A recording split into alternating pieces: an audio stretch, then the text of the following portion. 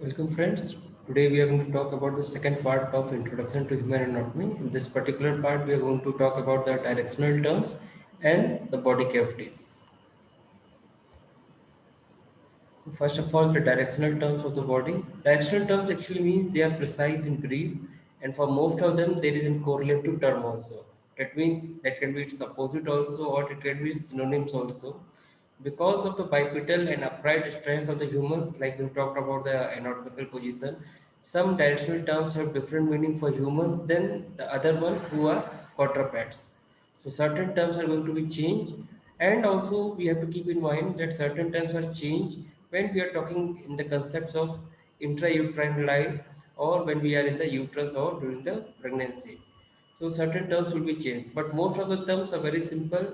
They have precise meaning, exact meaning, and opposite of them also coexist. Like here you can see we are going to talk about the terms related to the front or back. So anterior means in the front side, that is chest side towards the front surface. Opposite to it is posterior in the back of or towards the back surface. These two we can count for normal human adults. Then there are two terms, dorsal and ventral. Dorsal is at the back side of the human body, ventral is at towards the belly side of human body. These two terms basically we use during the embryological study, or you can also use these two terms for the quadrupeds and upper two, that is anterior and posterior, for same meaning in the bipeds. Next, some terms related towards the head or tail, that is superior, that is towards the head or upper side, inferior towards the feet or away from the head, you can say.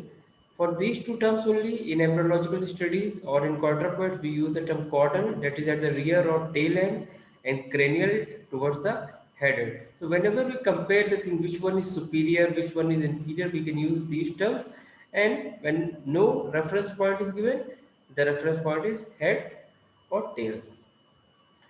Next one is relative to the midline of the center of the body.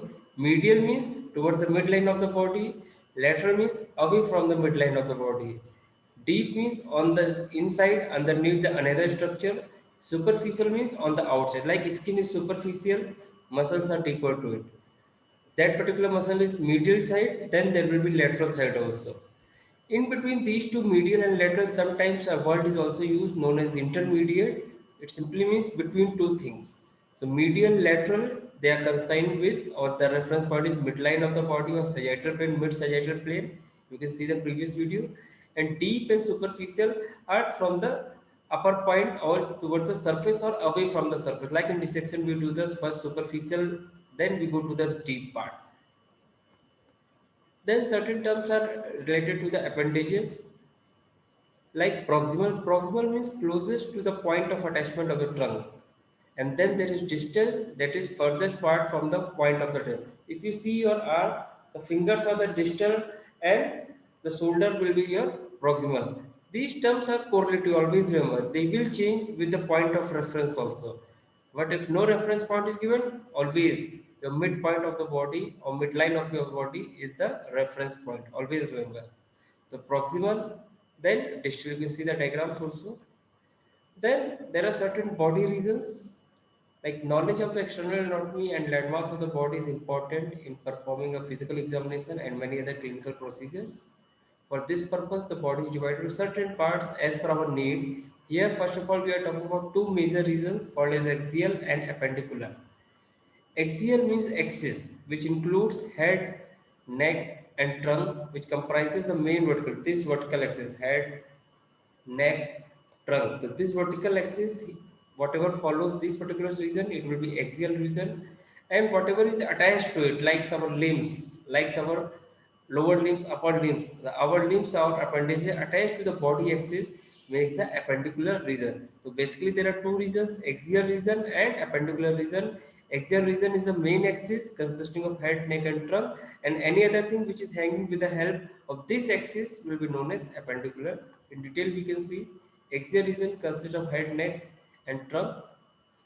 The trunk is further divided again into two parts, above the diaphragm and below the diaphragm. The above the diaphragm, it is thoracic part, below the diaphragm, it will be abdominal part. One way of referring to the locations of abdominal structures is to divide the regions into quadrants. We can divide the total abdomen into four parts by the two lines intersecting at each other at 90 degree at the level of umbilicus of navel, and we can get the four quadrants: right upper quadrant, right lower quadrant, left upper quadrant, left lower quadrant. And this quadrant scheme is often used to describe the pain or to locate the pain in any abnormality. This type of, just an example is given. There are one more type of division is there, where we are going to divide the abdomen into nine parts with the help of four lines, which we will talk later on. Appendicular region consists of upper limbs and lower limbs. Like in the tree, there are limb branches. So, main there is trunk, and then the branches are there. Appendicular region. The upper limb, which consists of arm, technically brachium, forearm, antebrachium, wrist, carpus, hand, manus, and fingers. The lower limb includes thigh, leg, called as crus, ankle, tarsal, foot, pes, or toes. Toes are called as digits. In strict anatomical terms, arm refers only to that part of upper limb between the shoulder and elbow, and leg only refers to that part between the knee and ankle. So, what is the common language we call arm, whatever commonly called leg, but in anatomical terms, it is just a part of upper limb and lower. Not whole of the upper limb can be called as hand or arm like this. We, the anatomical students, should be very clear about the terms. Next, we can see the body cavities. The body wall encloses several body cavities lined by the membrane and contain internal organs called as viscera. So you can see the diagram. There are certain cavities. Cavities means hollow space which will be filled by certain organs or by fluid. Okay, so you can see here there is cranial cavity which is continuous as the vertebral cavity also. On the anterior side, you can see the thoracic cavity, then there is abdominal cavity, then there is pelvic cavity. Thoracic cavity itself is divided into three parts: superior mediastinum, then inferior mediastinum. Inferior mediastinum is again divided into three parts on the basis of the heart. Whatever is front of the heart, it will be anterior. The heart and its contents will be the medial, and posterior to heart there will be posterior mediastinum. When we are going to talk about the thoracic cavity separately in another video, we will talk in detail about it. This is just one. So you can see there are two basic body cavities. One is dorsal, which consists of cranial and vertebral cavity. Then there is ventral, which consists of abdominal pelvic cavity and thoracic cavity. Let's see the cranial cavity and vertebral cavity. The cranial cavity is enclosed by the cranium and contains the brain. Okay, you can see the diagram here, cranial cavity. The vertebral cavity canal is enclosed by the vertebral column and contains the spinal. This small linear, you can see the spinal cavity or vertebral canal. The two are continuous with each other and they are lined by three meninges. Their lining is known as meninges. Among other functions, the meninges protect the delicate nervous tissues from the hard protective bone that encloses it and anchors the spinal cord to vertebral column and limits its movement. So this is the importance of the cranial cavity and vertebral canal. So you should remember cranial cavity consists of brain, cranium, and CSF, and vertebral canal simply has CSF, spinal cord. Then thoracic cavity, as during the embryonic development, a space is developed which is known as coelom, which forms ventrally within the body, and subsequently during the development, it is divided or partitioned by a muscular seat known as diaphragm into superior part, thoracic cavity, and inferior part, abdominal pelvic cavity. Both the cavities are lined by some serous membranes which secrete lubricating film of moisture similar to the blood serum. The thoracic cavity is again divided into three partitions by mediastinum.